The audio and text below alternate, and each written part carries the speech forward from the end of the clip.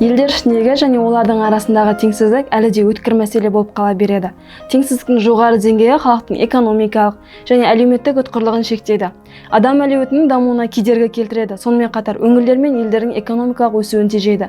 Кейбір аспектілеріндегі теңсіздіктің төмендеуінің белгілі бір оң белгілеріне қарамастан, мысалы, кейбір елдердегі салыстырмалы табыс теңсіздіктің төмендеуі және табысы төмен елдердің мүддесі үшін артықшылықты сауда мәртебесі теңсіздік әлі де сақталуда. COVID-19 қазіргі теңсіздікті нашарлатып, ең кедей және осал қауымдастықтарға қатты әсер етеді. Экономикалық майданда COVID-19 пандемиясы бүкіл әлемде жұмыссыздық деңгейін едәуір арттырды және жұмысшылардың кірістерін күрт азайтқан болатын. 2016 жылы ең аз дамыған елдер нарықтарға экспорттайтын өнімдердің 64,4%-да астамы нөлдік тарифтерге ие болды. Бұл 2010 жылмен салыстырғанда 20%-ға көп болып табылады. Табыс теңсіздіктің 30%-ға жуығы үй шаруашылығындағы, соның ішінде әйелдер мен ерлер арасындағы теңсіздікке байланысты. Сондай-ақ әйелдер ерлерге қарағанда орташа табыстың 50%-дан төмен қаражатпен өмір сүреді. Теңсіздік мәселесі көптеген елдерде, соның ішінде Қазақстанда да бар. Қазақстан Республикасында әлеуметтік теңсіздік серпіні мен халықтың өмір сүру деңгейін атаулы ақшалай табыс ең төменгі күнкөріс деңгейінің шамасы нақты өңір бойынша халық саны сияқты көрсеткіштер көрсетіп отыр. Бүгінгі таңда елдегі әлеуметтік теңсіздік жағдайы әлеуметтік және мәдени қоғамның ең өткір мәселесі болып табылады.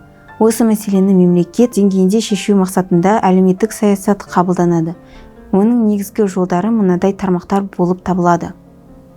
Бағаның өсуі және индекстеу кезінде өтемақының әр түрлі нысандарын енгізу арқылы өмір сүру деңгейін қорғау және біліктілікті қамтамасыз етуге бағытталған белсенді саясатты жүргізу. Теңсіздікті еңсеру үшін хабардарлық деңгейін арттыру, табыс пен байлықты теңсіздікті қысқартуға, салық және бюджет қаржы жүйелерін қайта бағдарлау, жылдам өзгеретін технологияларды жалпыға ортақ игілікке пайдалану шешуші мәнге ие болады. Сондай-ақ, Біріккен ұлттар ұйымының бас хатшысы бірнеше ұрпақтың өмірі үшін ең ауыр әлеуметтік-экономикалық дағдарысқа жауап ретінде жедел қолдауды қажет ететін әлемдегі ең кедей және осал топтармен ынтымақтасуға шақырды.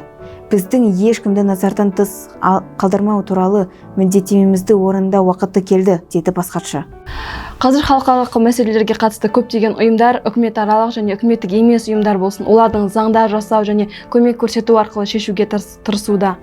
Ауыл шаруашылығының жақсаруы кейде елдер азық-түлік тапшылығынан зардап шегеді.